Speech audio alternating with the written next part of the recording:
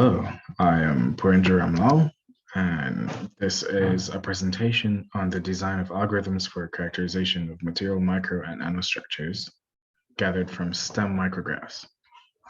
This is a proposal put forward by the Pacific Northwest National Laboratory in Washington and spearheaded by our industry liaison, Dr. Aaron Luttman. I'm completing this project in fulfillment for the requirements of the MA 490 Capstone class, which is advised by Dr. Berezovski. So,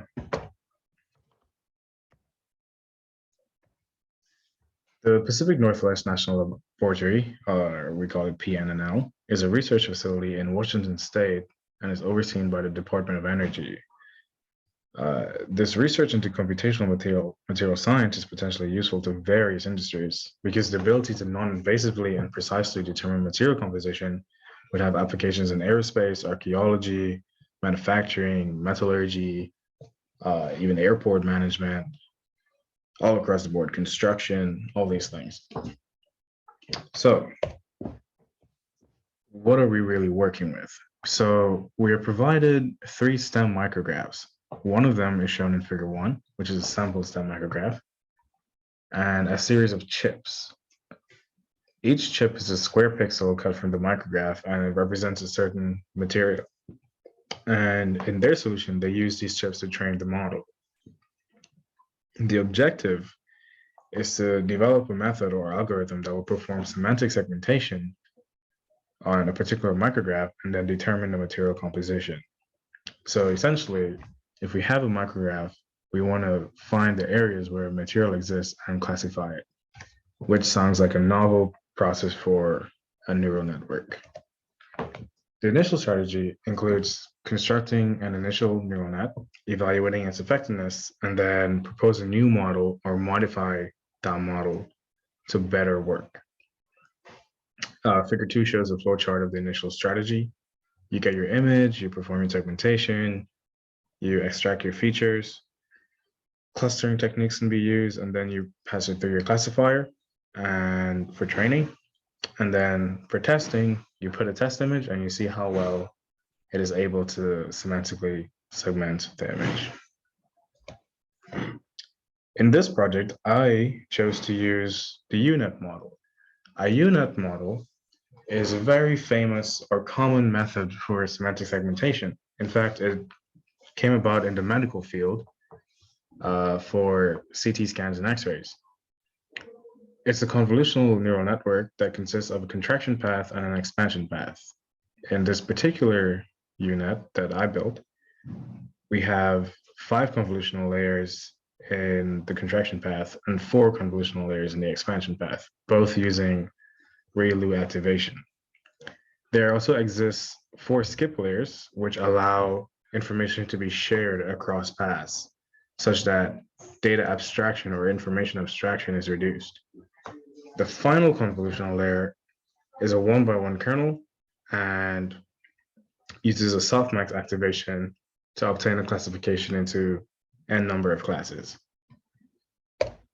Here is the general architecture for the UNet. You can see it's called a UNet because it looks like a U.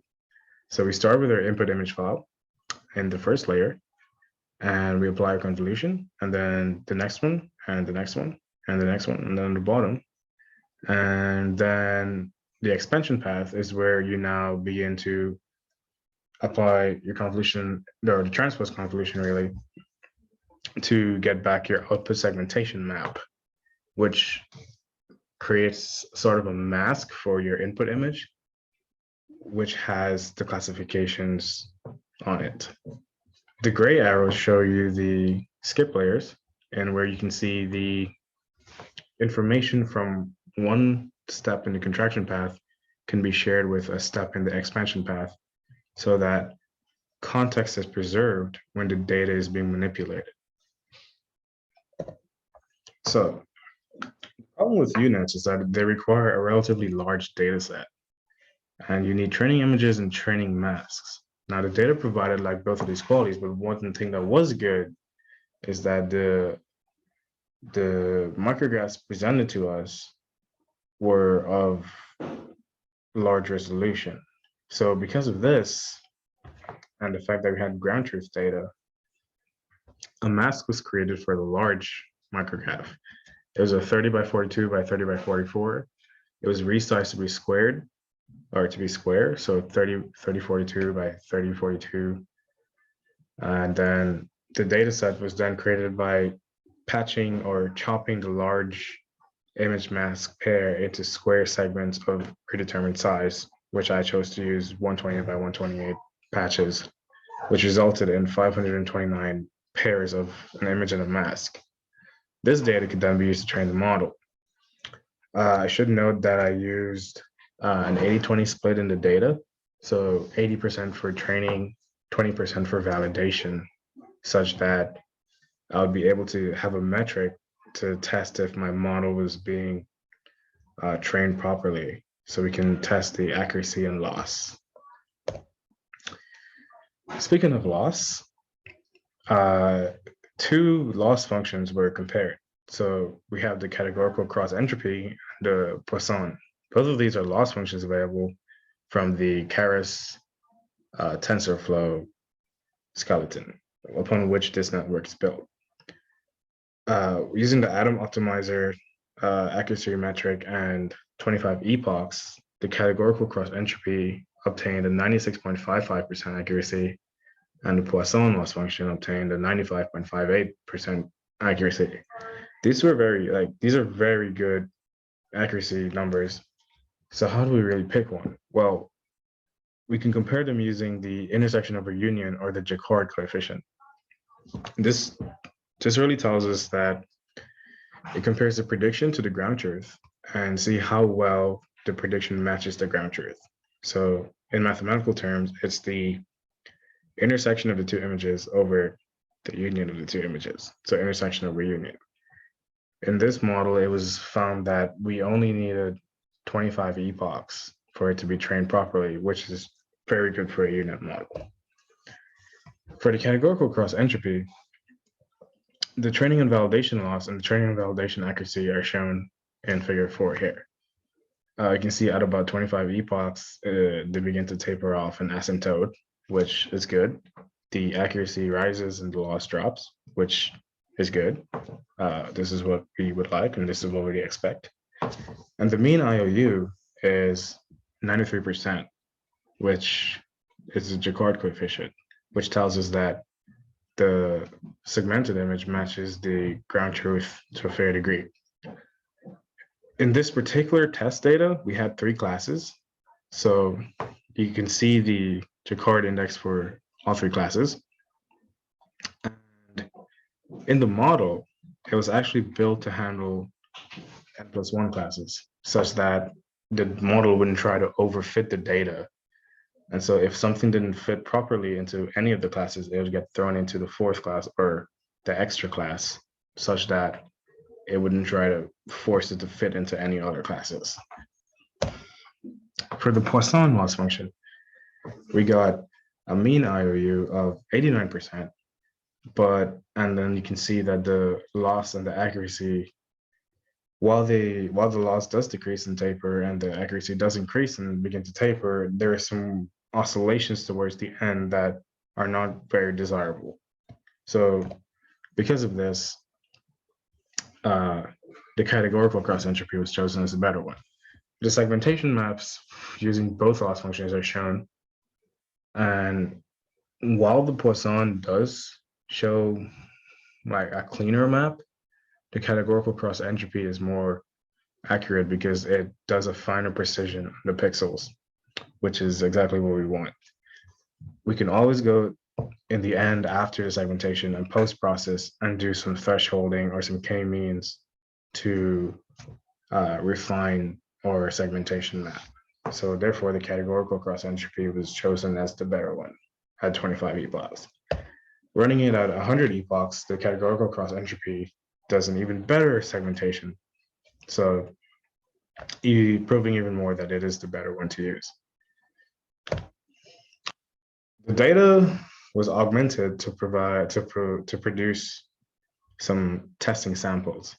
So basically, patches of it was just copied and pasted onto other sites to see how well the model would perform in predicting or segmenting it. And in the first 3 pairs, you can see it works very well. It is able to identify where different patches exist, even when it doesn't even belong there. And even when you rotate the image, it does a fair job at segmentation. The 4th pair shows a completely different micrograph altogether. And I tested this to see if it would try to overfit the data to fit into the training data. And what you can see is that it actually doesn't.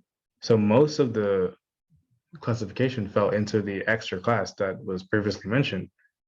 And because of that, we know the model is operating as expected. So it doesn't try to overfit the data to fit into any of the classes. It just throws it into the extra model, into the extra class. And all we would need to do now is take some training data from this micrograph and add it to the existing training data. And then it should be able to semantically segment more micrographs. So it's kind of a modular design, and it's able to be easily tweaked. Now, how can we use a UNet with minimal data? The data provided from PNNL consists of a support set of 5 images for each class, for this particular micrograph at least. This is because they pursued a few-shot model using a prototypical network. So you can see in figure 9, the support set is laid out against each other. You have 15 chips there, 5 for each class. And the UNet is re-implemented using the support set. Now, because these chips were so small, they had to be upscaled. They're originally 95 by 95 pixels, and upscaling was done to 128 by 128 and 96 by 96. And then used to train the model and then perform semantic segmentation. Now we can see that in the first image pair, or the top image pair, after semantic segmentation, it doesn't do quite a good job. This is because upscaling from 95 to 128, you lose some of the data because you lose resolution. And not only that, it's already a small amount of data.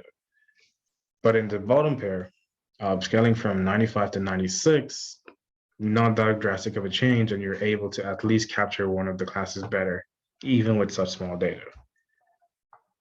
So in order to generate a better training and validation set, you can use a data generator to extrapolate information from the support set or from the minimal data that you might have.